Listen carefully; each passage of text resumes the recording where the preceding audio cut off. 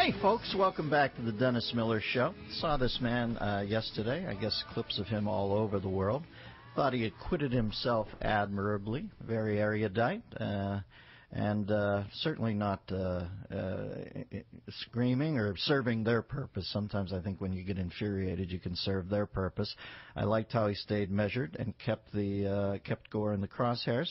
This is filmmaker Phelim McAleer. He is the director of Not Evil, Just Wrong. Well, I understand he's been here with Andrew Breitbart before. Phelim, welcome back to the show. Oh, thank you, Dennis. Thank you. It's good to be on your show. Yes, you did very well, my friend. I love it when people stay calm, because immediately they white you out as a nutcase if you get the least bit infuriated. I thought you served your cause very well. How hard was it to stay calm, or is that just your métier? Well, I'm Irish, and I don't like people not answering direct questions or not telling the truth. Maybe I'm old-fashioned in that way. No, if Gore pulled this pansy thing in a pub, he'd get dropped. I tell you, that wouldn't work well in Ireland, I think. I was there to ask some questions. I've done it before. I'm a journalist, and I think the surprising thing is that people are surprised that journalists are supposed to ask hard questions. Well, especially in the presence of Gore, who, quite frankly, not only does the emperor have no clothes, the emperor is not even well endowed. I mean, he doesn't even have his facts in a row. And I knew that you weren't long for that, at least the audio part of that. I knew they were going to come when you just kept pressing him. I found it an interesting dichotomy that you would just present empirical numbers, or attempt to, and he would go to the feeling thing. Are they not in danger? And I thought, but it's like Dan Rather with Kenneth, what is the frequency? Tell me the numbers about polar bears. The number of polar bears has doubled since the 1950s.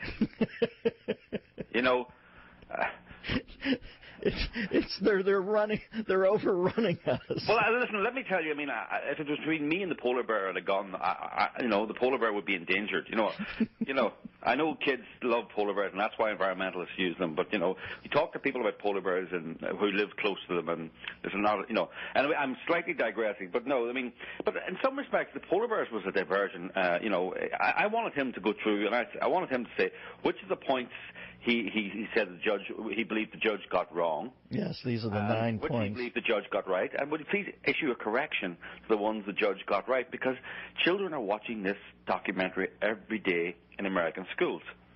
Phelim was asking Gore about the British court case that found his documentary, An Inconvenient Truth, had 9 significant errors in it. Fair enough. Was he also true when he added the kicker that, that was vague to me when he said the court actually approved this for school viewing? What was his contention there? Hello, Phelim. Hello, yes, sorry. Gore contended that the British court did point out that there were 9 mistakes, but they also, in the overview, approved it for viewing by schools. Is that in fact the case? Well, Al Gore, An Inconvenient Truth is now like a packet of cigarettes in the UK. It's got a large government health warning stamped on it. So teachers in the UK have to read a lengthy piece of literature written by the judge, which points out these 9 significant errors.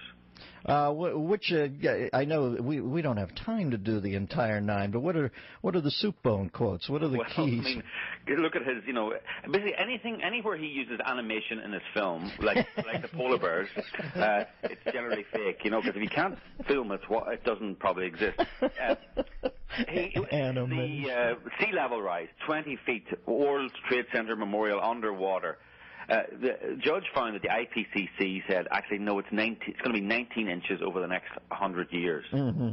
This 20 feet figure is just pulled out of his head or wherever he pulled it out of, I don't know. I love the fact that you say animation should be when the alarm goes off, because I also found it interesting in An Inconvenient Truth when he was talking about the snow cap on a particular mountain, and as proof of how dense it used to be, he had one of those old postcards.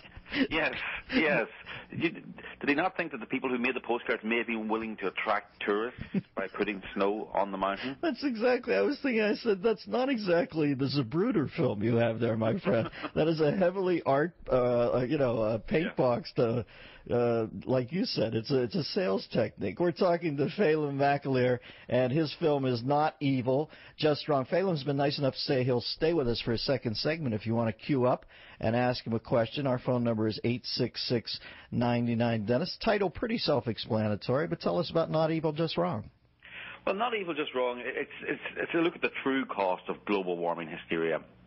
I mean, there's a lot of talk about legislation and cap and trade and taxes, but we're saying, how is this going to affect ordinary Americans? How is it going to affect ordinary American communities? And the answer is it's going to devastate them. The American dream is built on hard work, innovation, and cheap energy.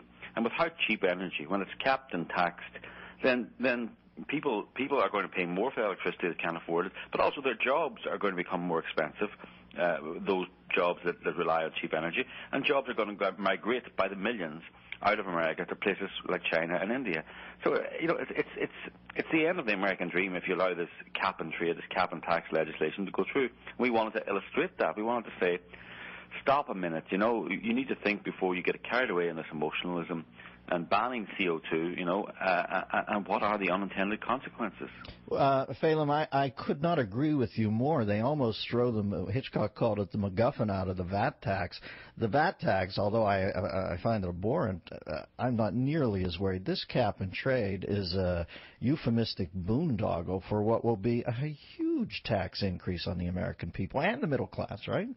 Oh, yeah, I mean, I'm a European journalist, as you may hear from my accent, and we're all liberals, basically, right? Everyone's a liberal over there. We're all liberal journalists. And when I first came to America a couple of years ago, everyone in Europe thinks there's all these right-wingers over in America, right, obsessed with your bedroom, and sex and all this. And maybe they are. And I came over and I was looking for these right-wingers obsessed with bedrooms and sex. And then I discovered all these left-wingers and liberals who are obsessed with every other room in the house. Forget about the bedroom. They want to know what's in your fridge. Is it bottled water? What the food miles are? How much electricity your fridge uses? What's in your thermostat? How you insulate your attic? What's in your garage? What's your car? They won't even know what's in your light bulbs, what's in your lamp, And I have a new slogan for America: get out of my light bulbs. This is America. Phelim, I could not tell you how clever I find that observation. The right wing interested in your bedroom, the left in every other room in your house. So succinct, so clever, so perfect. We'll be back with the man who authored that, Phelim McAleer, and his film is Not Evil, Just Wrong. Dave in Vermont, hang in there. 866-99-Dennis is the phone number. We'll take your calls for Phelim right after this. Brilliant!